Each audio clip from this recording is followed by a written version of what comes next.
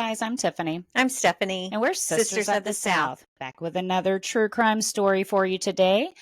But before we get started, we just want to remind you to please hit the like button, subscribe for more true crime content every week. And if you hit that little notification bell, you will know when to come watch us again. And we want to give a little shout out to our friends over at SoFly. SoFly, Not so small. not no more. Yeah. And I'm going to let Stephanie tell you all about them. SoFly is a family-owned business here in the Houston, Texas area, and they specialize in embroidery and laser work. And so what they can do for you is take an accessory such as a hoodie, a cap, an apron, even a purse, and they can specialize it to your needs. Also with the lasering, they can do tumblers, they can do carving boards, and they do absolutely phenomenal work. So try them out. I know you'll be happy because they do our merchandise and they do absolutely stunning work. Everyone asks about where we get our merchandise every time we wear it out, especially our caps. They're so beautiful. So try them out. See what you think. And in the meantime, we're going to show you a video of just how badass they are. So here we go.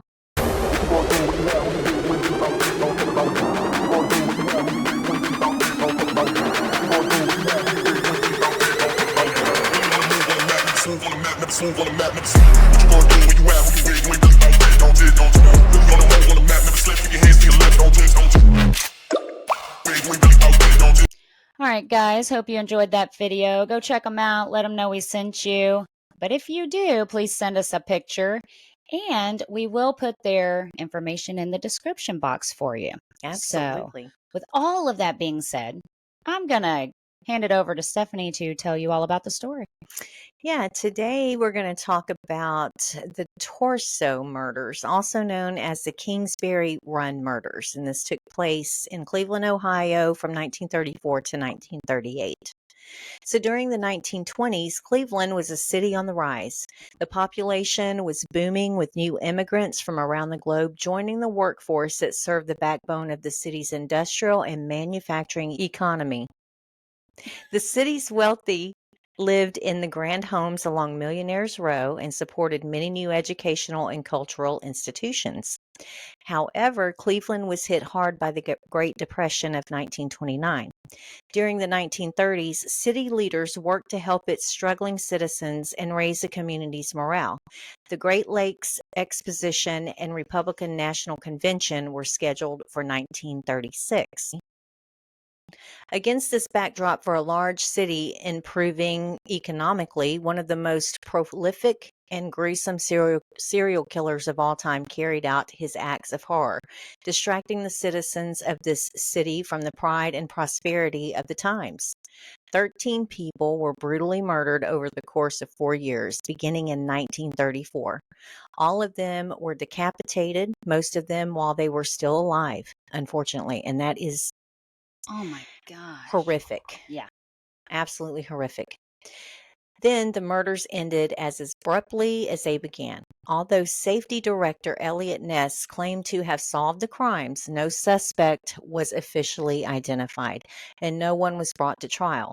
To this day, the Kingsbury Run murders remain one of the most sensational and intriguing unsolved crimes in our nation's history.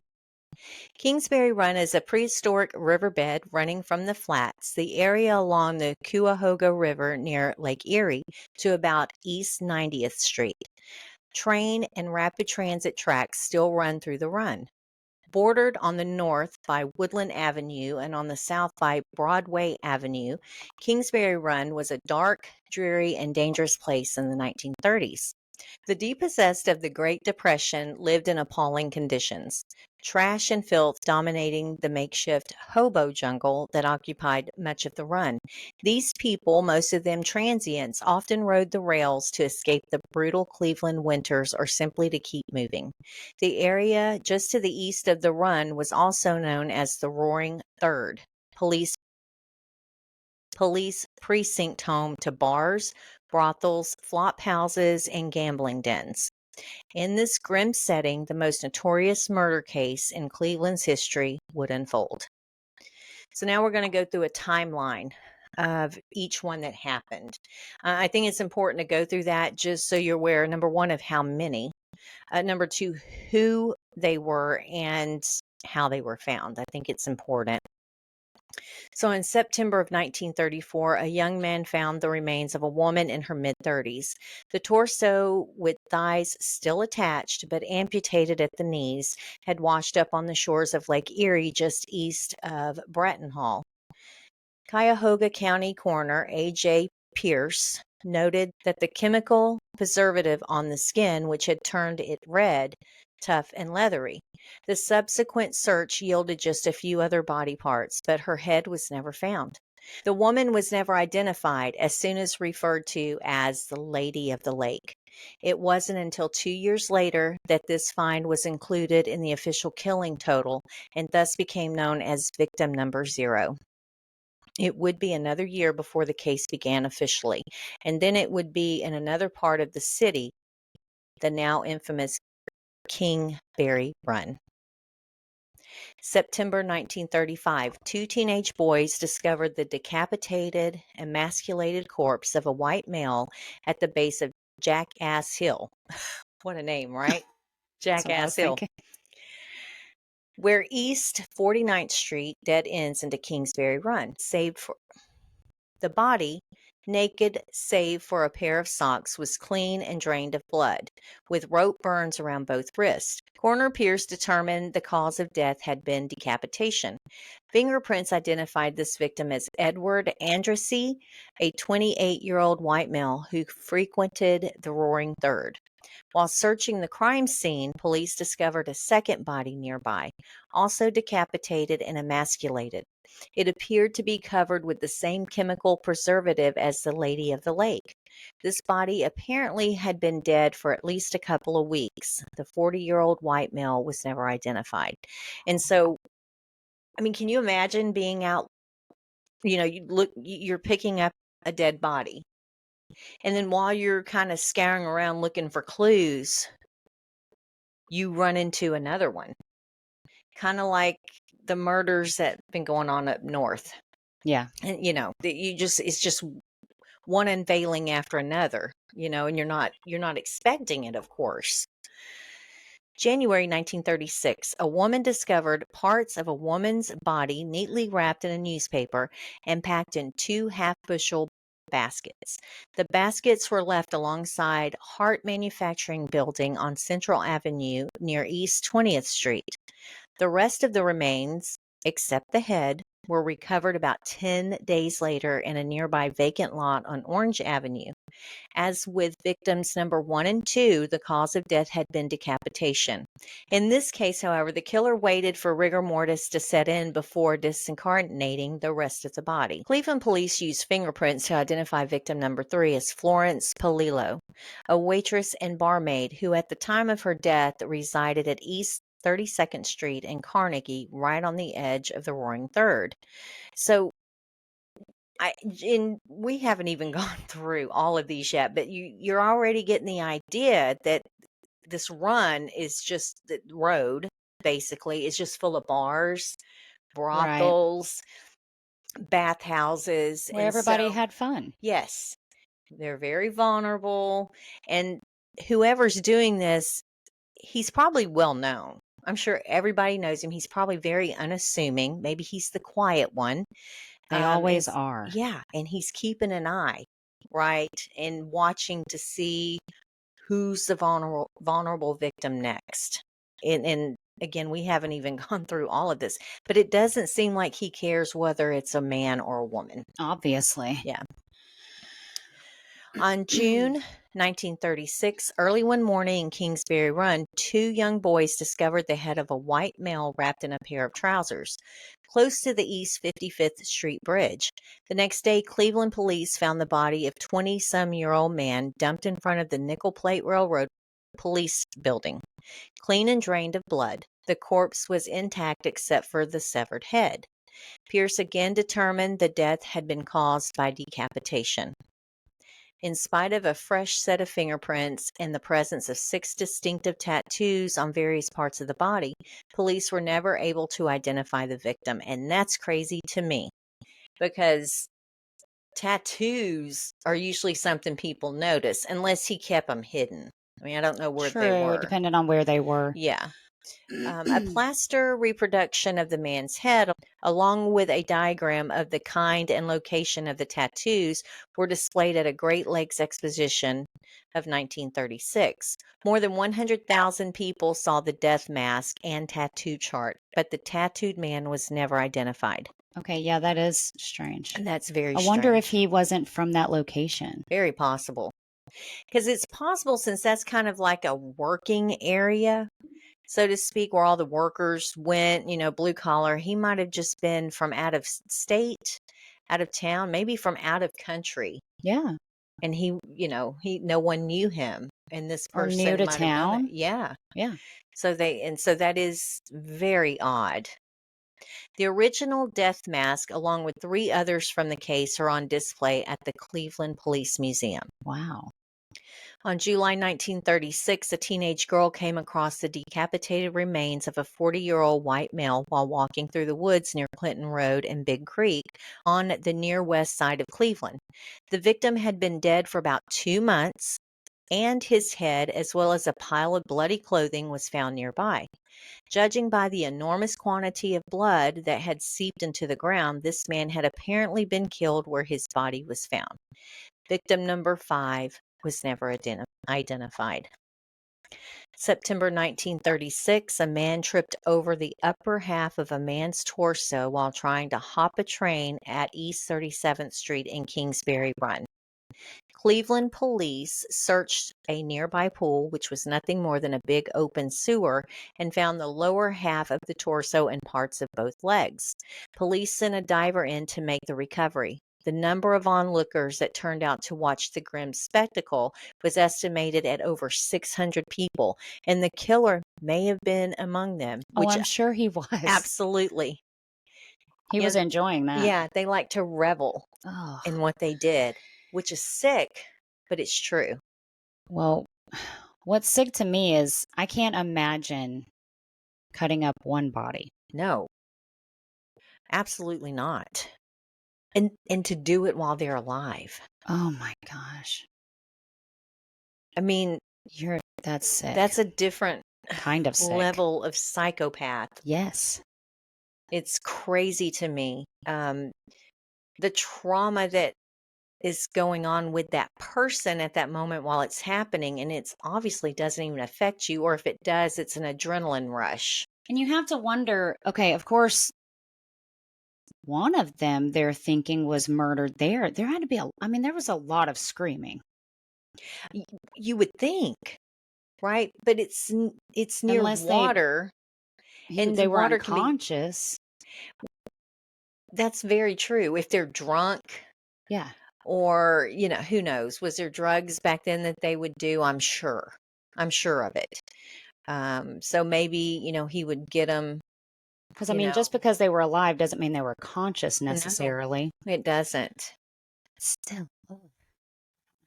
That even the thought It's of it. crazy that there's so many body parts everywhere and not one person saw anything. Mm-mm. Well, and Blows my mind. if this place is a partying place, I'm sure, and I don't know, because this is in the 30s, I'm sure these places closed up probably between 2 and 4 a.m.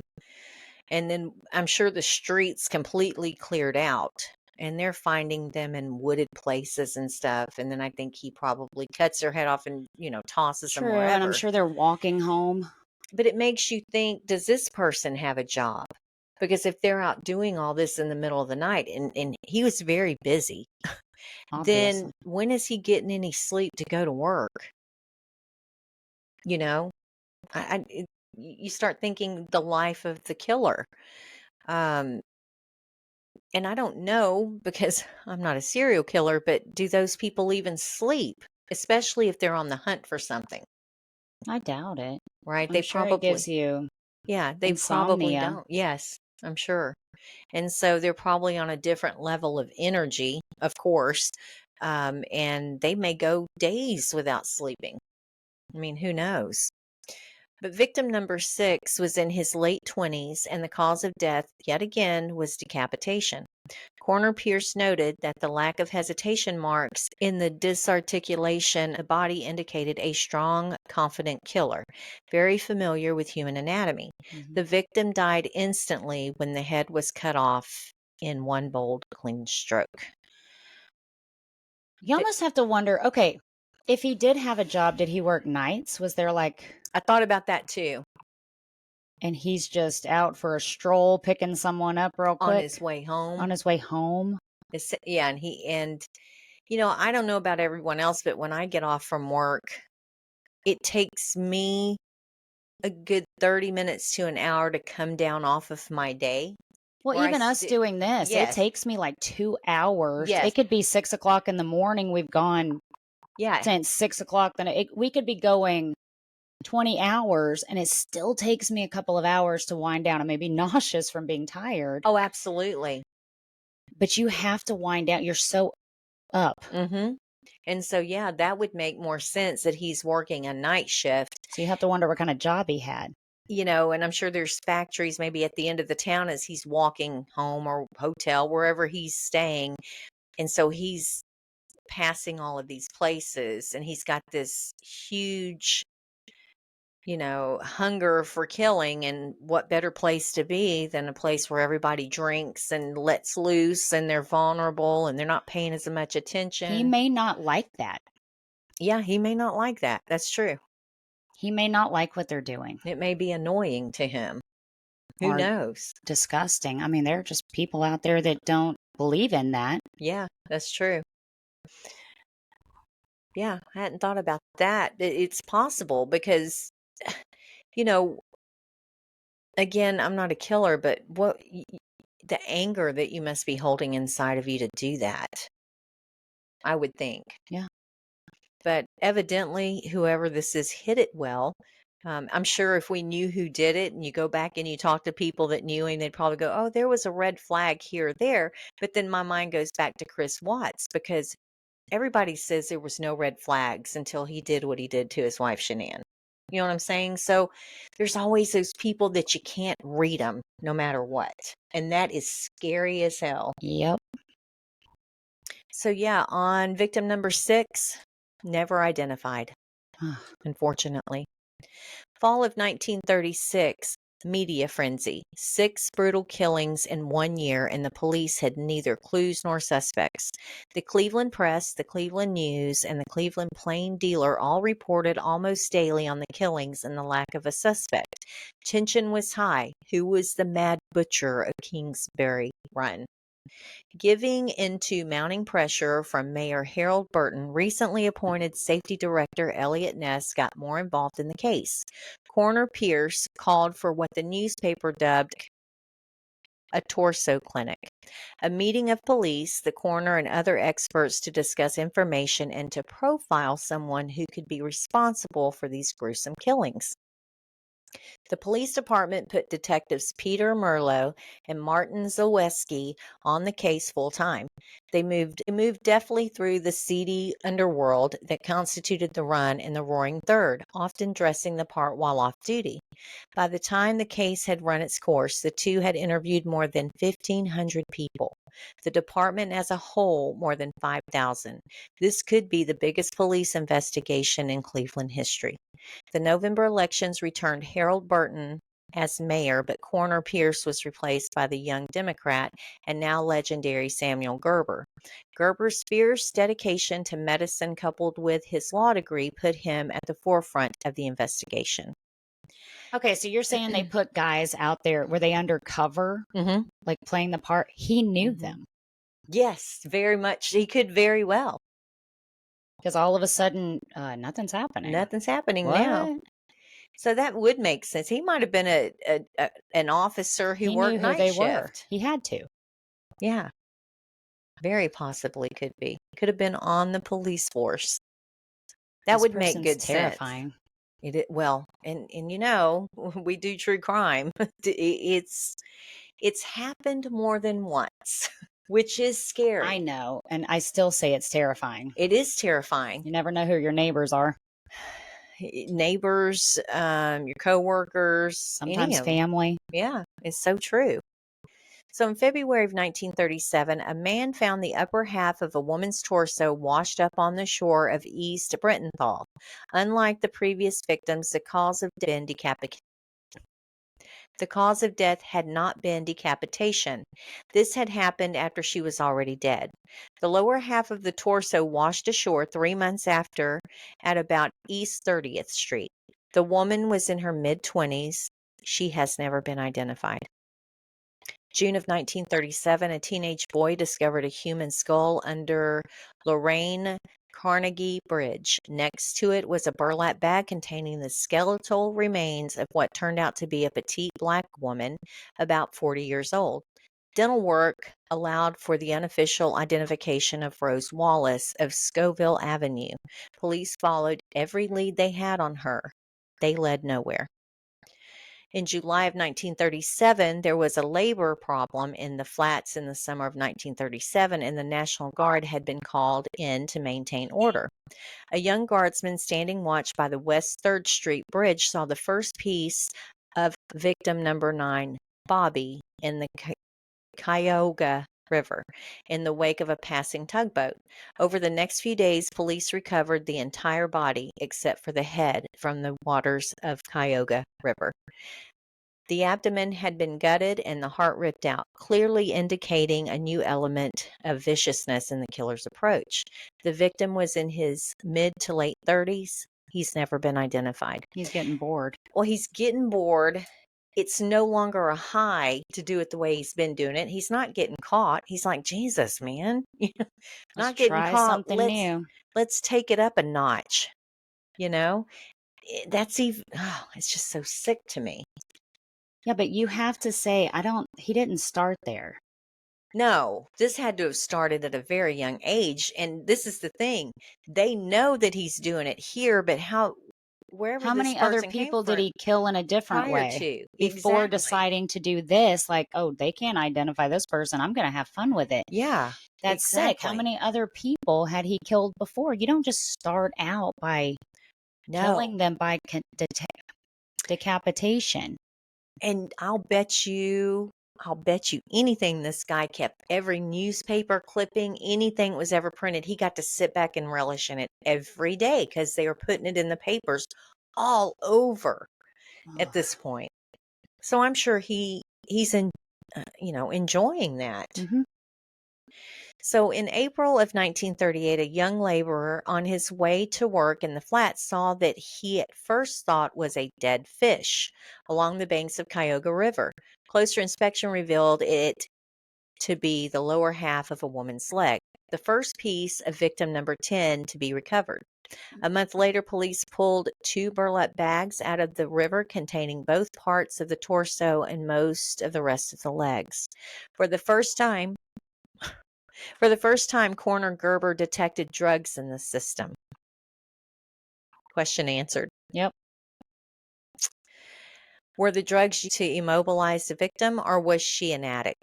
The answer might have come if they had found the arms, but they never did. She was never identified. So, yeah, I guess basically what they're saying is they don't know if the murderer did that or if she did it. She did it. Yeah, I think he probably did. And if he's a police officer, she might have been a prostitute. Uh-huh.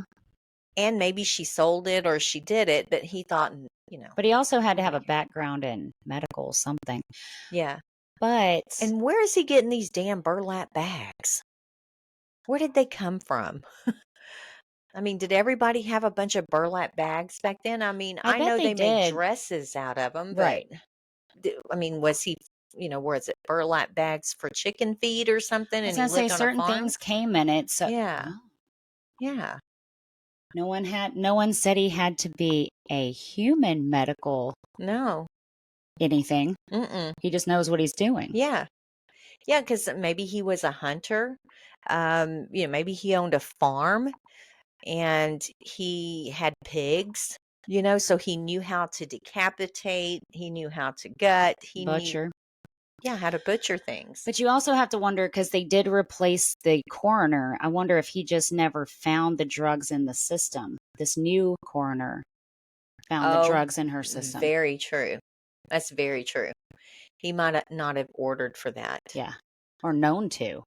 Maybe And he never had to before. some of them, though, weren't found for a A while, while. so they Yeah. might not have been able to pick that up. Sure. But yeah, that would be interesting to know.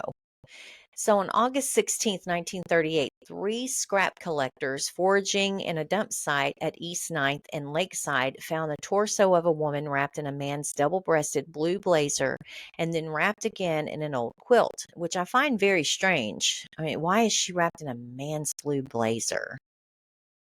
It's kind of odd. But the legs and arms were discovered in a recently constructed makeshift box wrapped in brown butcher paper and held together with rubber bands. The head had been similarly wrapped. Gerber noted that some of the parts looked as if they had been refrigerated.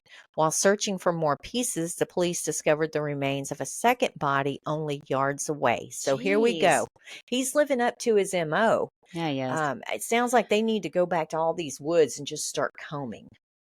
Okay, was this next victim a man? Because you have to wonder if did he do it together? The Could one that that have been the other guy's, the next victim's blazer, or the killer's blazer? Well, that's what I'm thinking, right? But this is a woman that's in a man's blazer. Oh, But you're talking about the one they just found while they were recovering her, they found another yes, body. they found another body. I don't know. I don't know the Maybe story. we're gonna find out.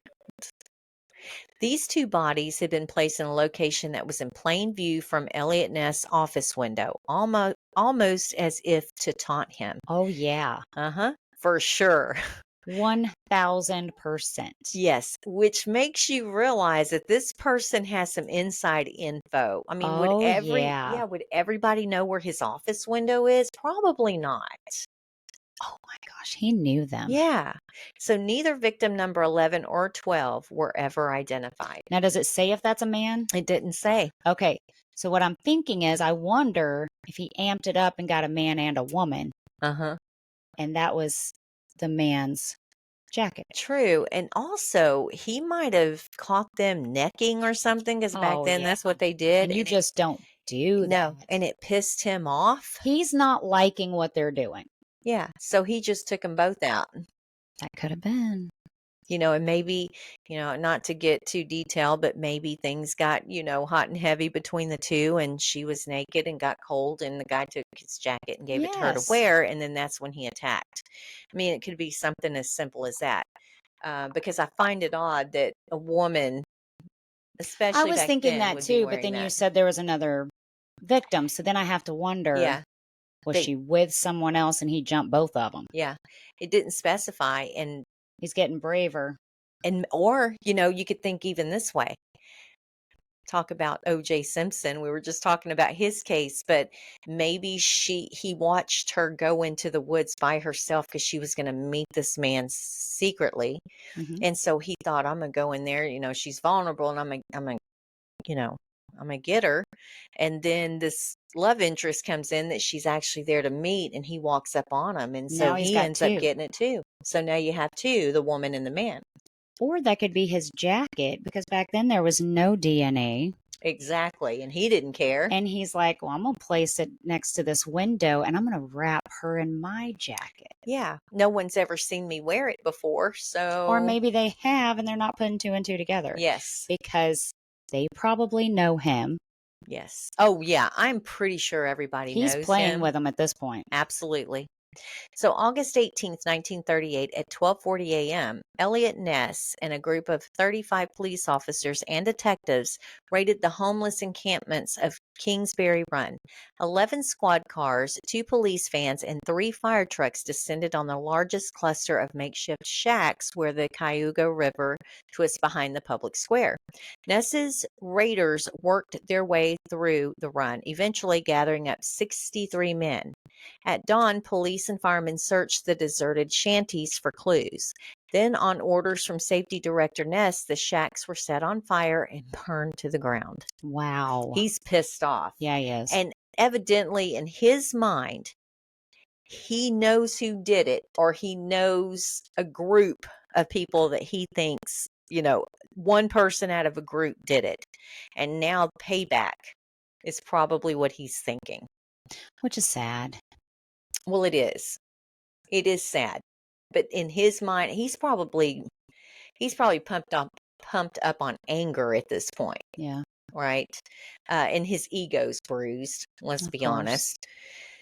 So the press severely criticized Ness for his actions. The public remained afraid and frustrated. Critics said that Raid would do nothing to solve the murder, and they were right. And see, his ego was already bruised, so he wanted to go in there and just tear it all up, because I'm sure he thought, I know the killer is in that group of people that live in those shacks. So I'm going to just burn everything down and run him out of here. That's I'm sure that's what he was thinking, and it backfired on him. well, it should have. Yeah, I agree with that. So, July 1939, County Sheriff Martin O'Donnell arrested 52-year-old Bohemian bricklayer Frank Dolezal for the murder of Flo Polillo. Dolezal had lived with her for a while, and the subsequent investigation revealed he had been acquainted with Edward Andrassy and Rose Wallace. His confession turned out to be a bewildering blend of coherent rambling and neat, precise details, almost as if he'd been coached. Before he could go to trial, Dolezal was found dead in his cell. No way. Yeah. Now, this also can go back to, we think that the possible killer here works within the confines of law enforcement. You know what I'm saying? So it's Yeah. just not looking good for No. law enforcement at this point. There's some corruptness going on. There's something. The 5'8" Dolezal had hanged himself from a hook only 5 feet 7 inches off the floor. Listen, if I'm going to hang myself, I'm going to have plenty of room. Okay, this sounds like an Epstein deal going on. Gosh, Okay, that's what I was like thinking. what the Okay, and I have to say this. Let's take a dude that's been out like bravely butchering people Uh-huh. and decapitating them alive. Yes. And then he's like, "Oh, they got me." And he hangs himself. His No. ego is way Oh yeah. too big Yeah. for this. There is no way he took himself out that quickly. No. Nope. He's going to be the type of person that's definitely going to fight to prove he didn't do it. That's right. Or And proudly say, "Took you long yes, enough." or proudly to say, I had to kill, 19 people before you even figured me out. That's how good I am. And you accidentally did it. Yeah, not some guy that's just gonna cave in his emotions and just, hang himself like this. That's Nope. crazy. So I think there's some nefarious stuff going on with that, for sure. Gerber's autopsy revealed 6 broken ribs, all of which had been obtained while in the sheriff's custody. To this day, few believe Frank Dolezal was the torso killer. Really? I, he wasn't. It didn't take me long to say that he's not the killer. I didn't think he 4 was. seconds? Yeah, right? But I think they were so desperate to get somebody behind bars now. Well, yeah, but then the real guy's out there killing people. You need to make sure that it's the real guy. Well, and then you start thinking, okay, Ness, are you the one that's the killer? Yeah, you're just Because now you're making some really bad burning choices. stuff down and oh, geez, I don't know. And I don't think the guy did, but I'm just saying he's not looking like the good guy here at all. And he's making really crazy decisions in his position of power. So it makes you think, maybe he's doing it. Maybe he's the guy doing it. I don't know. It's just strange to me. The Kingsbury Run murders remained one of the most perplexing cases in our nation's criminal history. Rumors abound as to who may have been the killer. One thing is very clear. Elliot Ness had a suspect who he believed was undoubtedly the killer.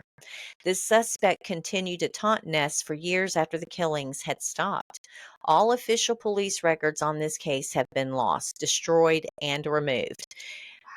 And maybe with Ness, and again, he's making himself look really bad, like, but maybe with him, he was literally going out of his mind because he couldn't solve this case. Probably. And so he I was would. ready to set the whole town on fire. It's like, Literally. F everybody. I'm just taking everybody out, You know, he's out there somewhere. Let's just you know? So, wipe everyone out. so he's making really bad choices and he's destroying other people's lives because he's grappling with it, right? So while the case is officially unsolved, many believe the identity of the torso murder of Kingsbury Run has been known since the 1930s.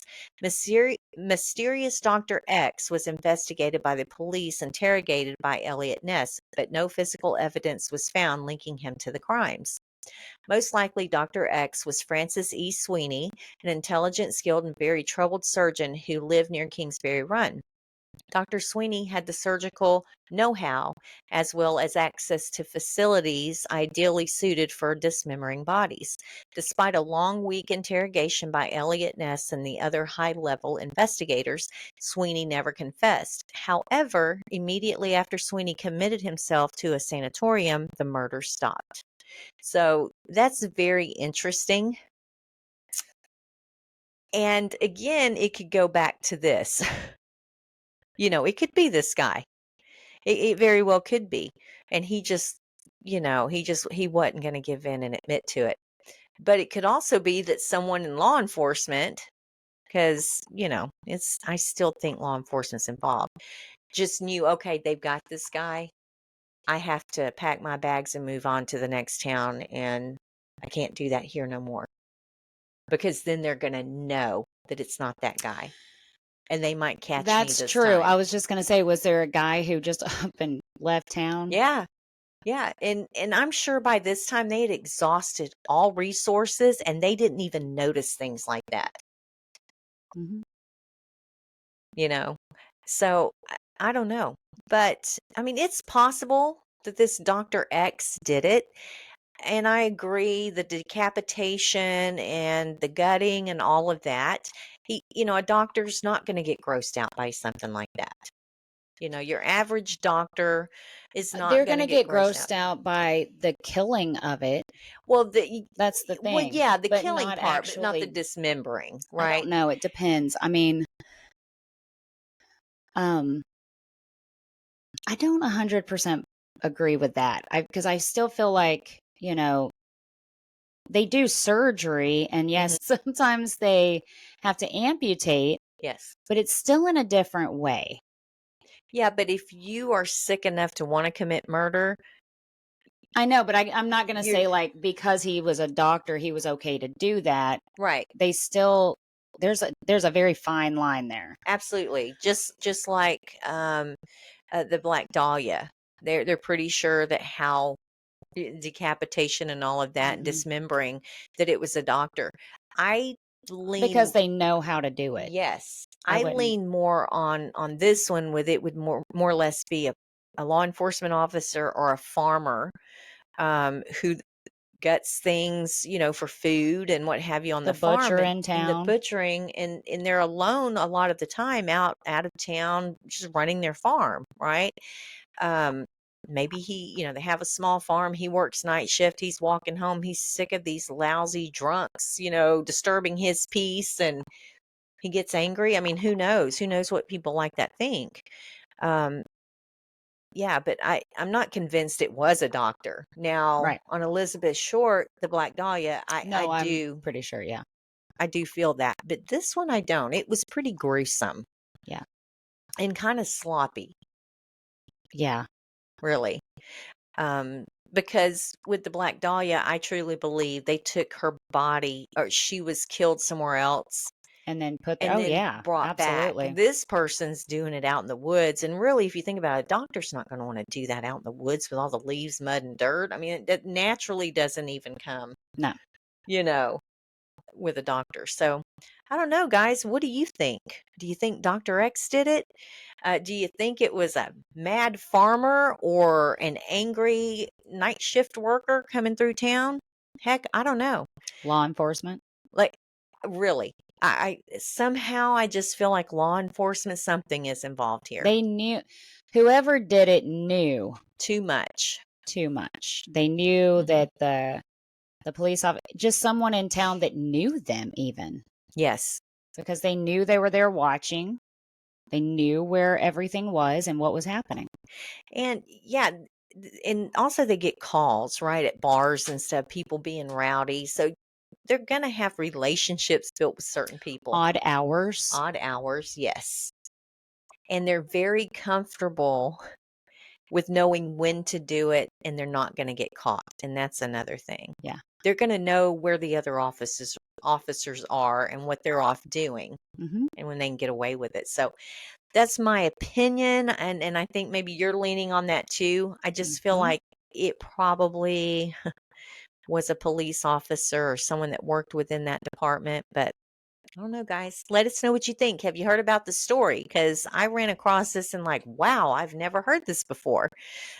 So yeah, let us know what you think. Drop some comments down below. And until the next time, remember to see the good and stay imperfectly perfect. Bye, guys. Bye. Thank you.